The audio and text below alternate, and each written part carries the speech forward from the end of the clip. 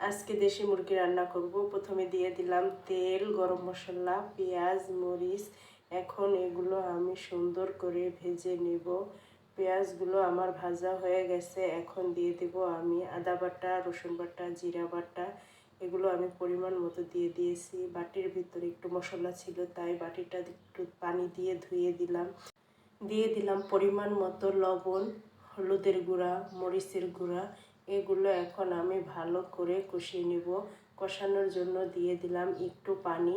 এখন আমি এটা ভালো করে কষানোর জন্য ঢাকনা দিয়ে ঢেকে দেব।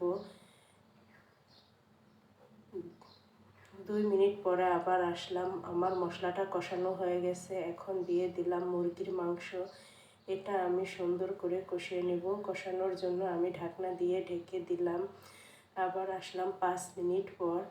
মুরগির মাংসটা সেদ্ধ হতে একটু সময় লাগবে, যেহেতু দেশি মুরগি, সেজন্য আমি আরেকটু পানি দিয়ে দিলাম কষানোর জন্য। এখন আমি ঢাকনা দিয়ে ঢেকে দেব। আবার আসলাম 5 মিনিট পর।